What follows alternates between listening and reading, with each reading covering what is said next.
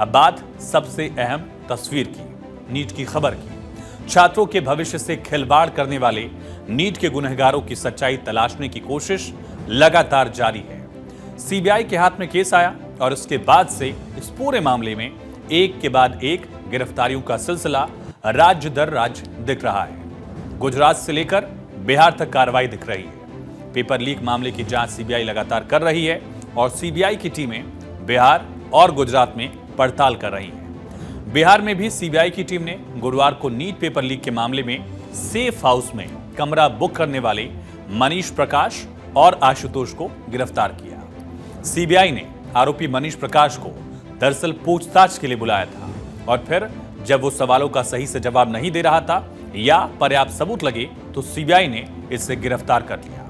सबसे पहले इस मामले में हुई 2 गिरफ्तारियों की जानकारी देते हैं आपको। पेपर लीक मामले में मनीष प्रकाश और आशुतोष, इन दोनों को सीबीआई ने गिरफ्तार कर लिया है। बिहार मनीष प्रकाश का रोल ये था कि इसने बाईपास के खेमनीचक में लर्न प्ले स्कूल में बच्चों को ठहराया था। यहीं पर उसने उन बच्चों को ठहराया जिनको पेपर सेट करके दिया जाना था। मनीष प्रकाश ने ही नीट के प्रश्न पत्र लाकर इन बच्चों को दिए और उन्हें बाकायदा उसका जवाब भी रटवाया गया। पूरा वक्त दिया गया कि आप सवाल देख लीजिए, आप जवाब तैयार कर लीजिए और यही जवाब आपको जाकर कॉपी में लिखना है। आशुतोष का रोल क्या था? दरअसल आशुतोष लर्न प्ले स्कूल में बतौर किराएदार रह रहा था।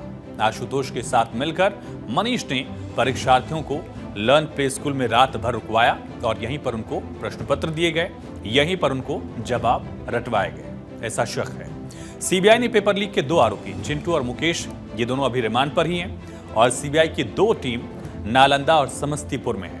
वहीं एक टीम हजारीबाग में जांच के लिए पहुंची है।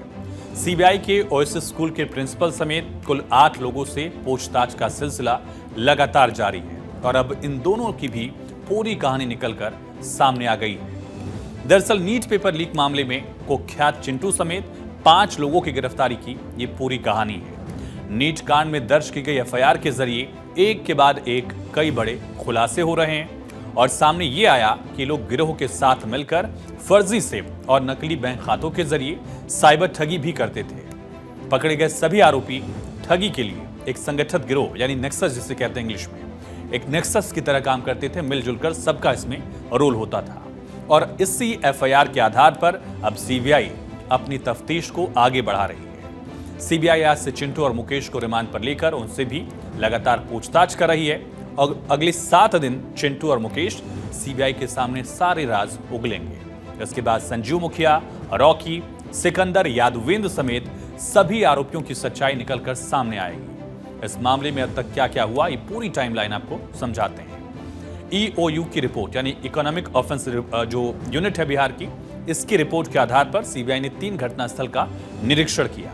सीबीआई मिले सबूत के आधार पर आरोपी और अभ्यर्थियों के मोबाइल लोकेशंस को मैच करा रही है। आरोपी 6 महीने के अंदर कहां गए थे, किस किस से मुलाकात की थी, इसकी जांच की जा रही है। यानी कि इसको ट्रेस किया जा रहा है कि पूरी कवायद आखिर कितने वक्त पहले से की जा रही है। जो अभ्यर्थी हैं उन्होंने कब ये पूरी सेटिंग की, पेपर लीक कैसे हुआ, ये पूरा जो एक तरह से ट्रेस है इसको यहां खोजा जा रहा है। सीबीआई 6 राज्य बिहार, झारखंड, गुजरात, महाराष्ट्र, राजस्थान और सबसे बड़ा सूबा उत्तर प्रदेश, यहां पेपर लीक मामले में गिरफ्तार आरोपियों के आपस में संबंधों की पड़ताल कर रही है कि कहीं नीट पेपर लीक का कोई पुराना राबता इन पेपर लीक से तो नहीं है, कहीं कोई ऐसा आरोपी तो नहीं है जो पहले भी पेपर लीक्स में शामिल था, कोई बड़ा नेक्सस तो नहीं है। तमाम सवालों का जवाब सीबीआई तलाश रही है क्योंकि सीबीआई को शक है कि पेपर लीक मामले में अब तक गिरफ्तार आरोपी सिर्फ कॉन्ट्रैक्टर थे, असली अपराधी कोई और है, इसका शक सीबीआई को है। और साथ ही सीबीआई लीक से जुड़े पुराने अपराधियों की रिपोर्ट भी निकाल रही है ताकि उनसे भी पूछताछ की जा सके। पहले सीबीआई की टीम ने हजारीबाग, यहां कई जगहों पर जांच की थी और सीबीआई की टीम एसबीआई बैंक भी पहुंची, वहां पर भी जांच की गई। इस दौरान सीसीटीवी फुटेज खंगाले गए।